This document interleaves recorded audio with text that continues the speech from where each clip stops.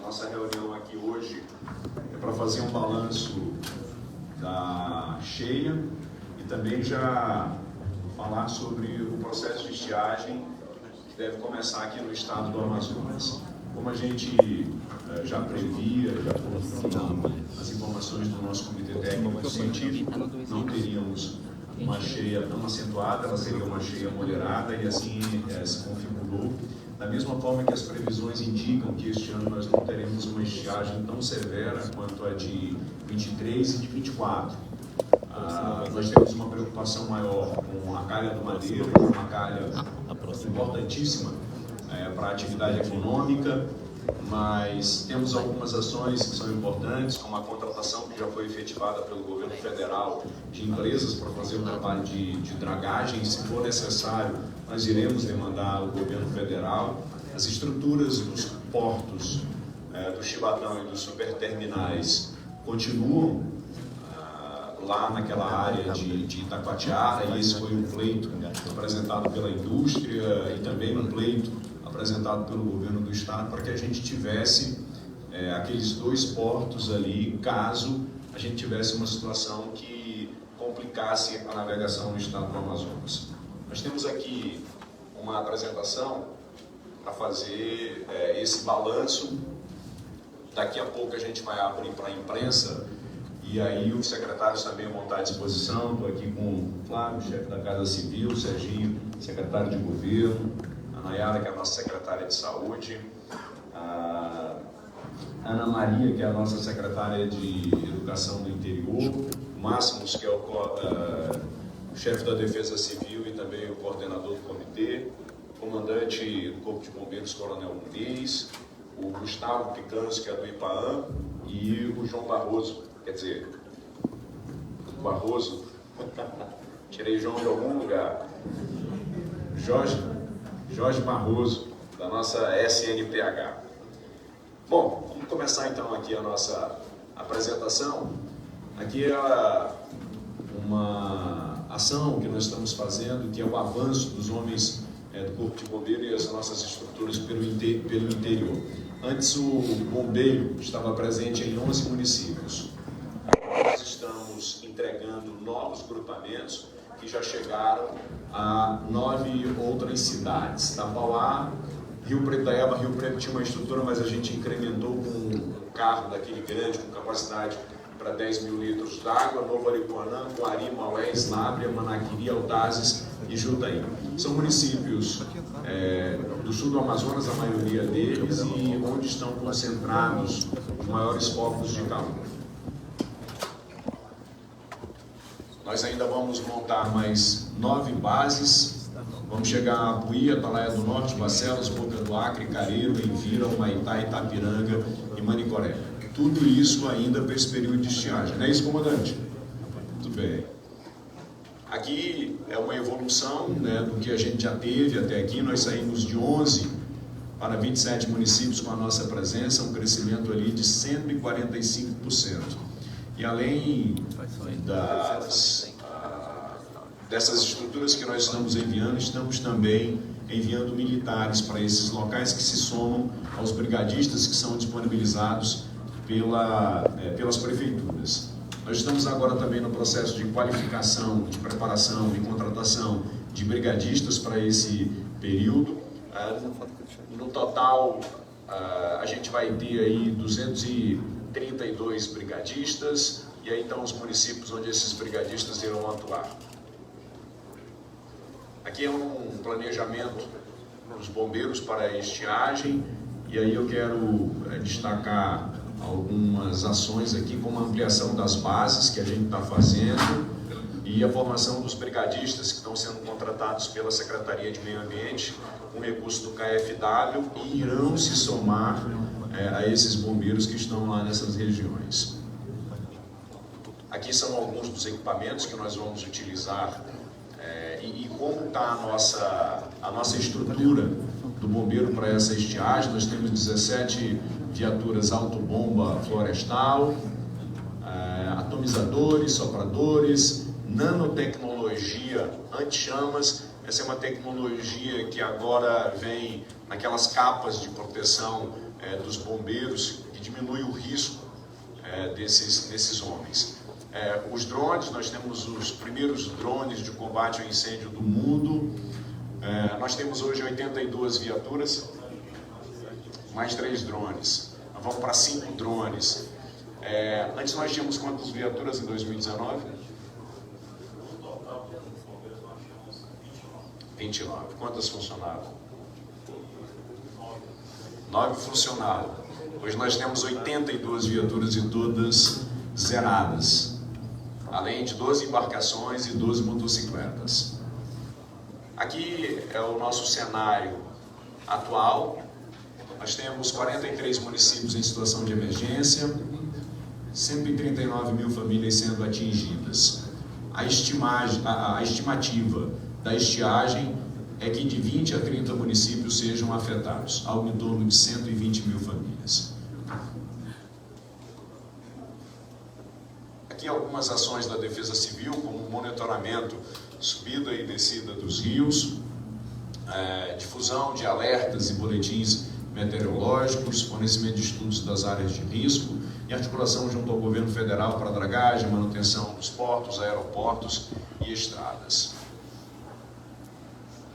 Aqui são outras ações que nós estamos já implementando agora, como a distribuição de hipoclorito de sódio aos municípios, é aquele produto que coloca na água para garantir a qualidade. O IPAAN está executando um plano preventivo de fiscalização em 28 municípios estratégicos. Tem uma situação que está também acontecendo pelo IPAAN, que é um trabalho de conscientização nas escolas sobre a questão das queimadas, principalmente das queimadas urbanas, porque tudo isso acaba contribuindo para que a gente tenha uma qualidade ruim do ar. Às vezes as pessoas podem pensar, mas lá no quintal de casa, é uma queimadazinha, mas aí tu vai multiplicando, aí daqui a pouco tem 500 queimadas, 500 pequenas queimadas, e isso forma um fogaréu. E estamos executando também os mutirões ambientais e campanhas de regularização ambiental. Esse daqui é um balanço da nossa operação cheia. Nós iniciamos no dia 16 de abril de 2025, 43 municípios em situação de emergência, 12 em alerta, 1 em atenção e 6 dentro da normalidade. Já enviamos 770 toneladas de alimentos, distribuímos 3.300 caixas d'água de 500 litros, 50 mil copos de água potável através da nossa COSAMA. Temos uma envasadora lá em Manaquiri, a próxima vai ser em Tabatinga, para atender ali o Alto Solimões. 10 kits purificadores do programa Água Boa e uma estação móvel de tratamento. A ajuda humanitária já chegou a esses municípios aí. 453 alunos este ano foram impactados. Os municípios de Anamã, que ficou praticamente quase 100% debaixo d'água, Itacoatiara, Novo Aripuanã e o Arini.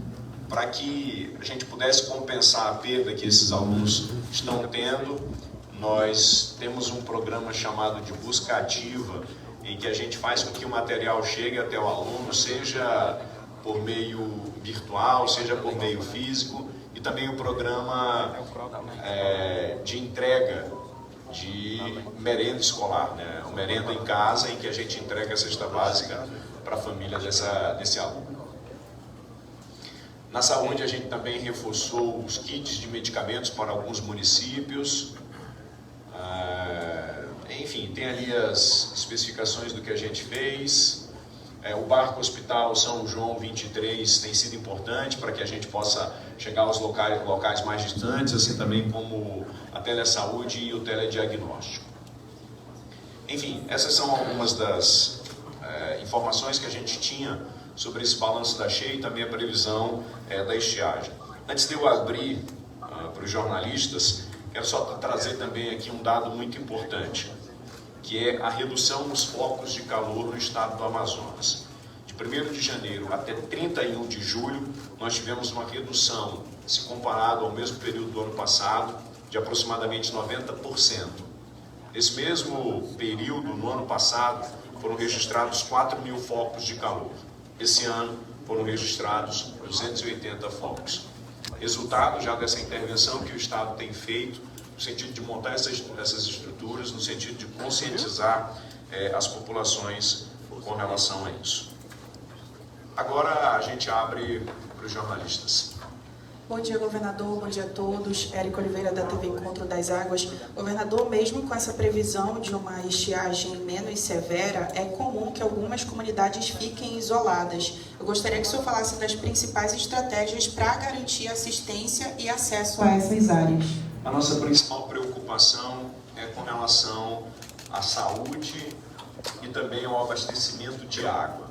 Nós temos o nosso programa Água Boa, em que a gente monitora essas áreas onde há uma maior dificuldade das pessoas captarem água. Então essa tem sido a nossa preocupação. E aí, na sequência, a questão do alimento, da ajuda humanitária, distribuição de caixas d'água, e a gente já tem um mapeamento dos anos anteriores daquelas localidades onde o rio deve baixar mais.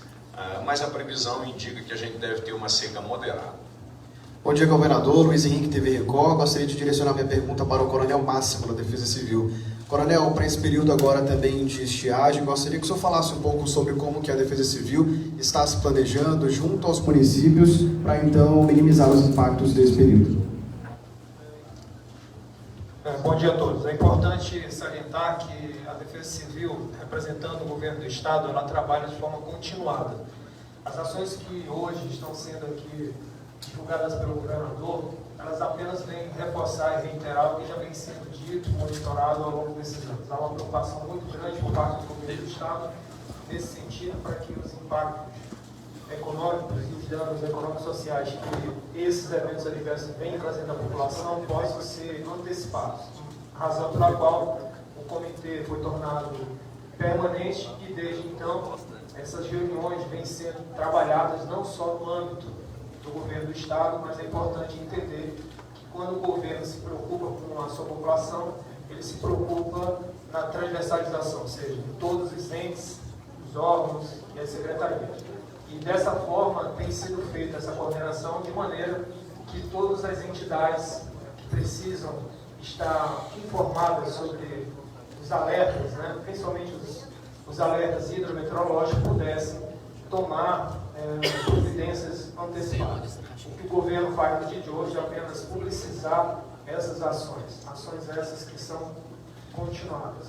E nesse sentido, a nossa preocupação maior sobre a orientação do governador é garantir que os serviços essenciais básicos sejam mantidos de energia, de água, da economia. Então, muitas ações estão sendo desenvolvidas para que o Estado do Amazonas possa fazer enfrentamento a esse cenário crítico que as mudanças climáticas têm nos impostos. Então, a sua pergunta é muito pertinente, mas é importante frisar que esse trabalho não começa hoje, ele é permanente. E assim tem sido feito para que o nosso povo consiga. 6 mil alunos, mas como esse ano está previsto menos, então as ações elas já foram planejadas. Então, a nossa comissão já organizou o aula em casa, que ele já está preparado, temos apostilas já preparadas e temos também a aula televisiva, através da televisão. Então, hoje nós estamos tendo uma meta mais ou menos de 4 mil alunos serão impactados. Além do aula em casa e de todo o buscativo, nós também ainda temos a entrega do merenda em casa, que vai ser entregue para cada um desses alunos que estiverem em casa. Bom dia, governador. Gostaria de destacar a importância do comitê, tanto na estiagem quanto na operação cheia. Outra pergunta sobre o segundo ciclo CNH Social, esse projeto tão importante na sua gestão. O comitê tem um papel importante no sentido de observar e de acompanhar a subida e descida do nível dos rios, com o apoio do Comitê Técnico Científico que nós temos formado por instituições como o EA, e tendo também como espaço para ouvir outras instituições como a Universidade Federal, IFAM, enfim, outros órgãos que acompanham essa questão do clima, para que a gente possa definir aqui as nossas ações, nos antecipar, nos articular junto ao governo. Empresas que tratam de serviços essenciais, como empresas, as concessionárias de energia elétrica, para abastecer o comércio no interior e por aí vai. E ao longo dos anos o comitê tem mostrado a sua importância, porque se nós conseguimos atender mais pessoas, se nós conseguimos reduzir focos de calor, se a gente conseguiu montar estruturas do bombeiro no interior, foi resultado da ação do comitê, foi resultado desse norteamento, dessas orientações, da percepção dos secretários que estão aqui, para que a gente pudesse avançar. Isso é fundamental porque nós temos um site em que a gente acumula todas essas informações em tempo real. Os jornalistas, a população em geral pode acompanhar, e pode acompanhar, por exemplo, o que foi feito nos outros anos, porque está tudo lá nesse portal. Então, o comitê ele tem tido um papel fundamental nesse processo. CNH social, são 11 mil, 10 mil, 7 mil no interior e 3 mil aqui na capital. Quando é que abre as inscrições? O edital? Já estão no ar. Já estão no ar, e a CNH social ela é importante porque dá oportunidade para as pessoas, né? A gente tem um quantitativo significativo, principalmente no interior, de gente que conduz motocicleta, conduz carro sem a devida habilitação. E isso, naturalmente, que é um risco tanto para o condutor quanto para os pedestres. E para que também o cidadão possa ter o seu benefício lá, seja de entregas do governo do estado, seja de entregas do governo federal, ele precisa estar regularizado e habilitado. Obrigado, meus amigos. Bom dia.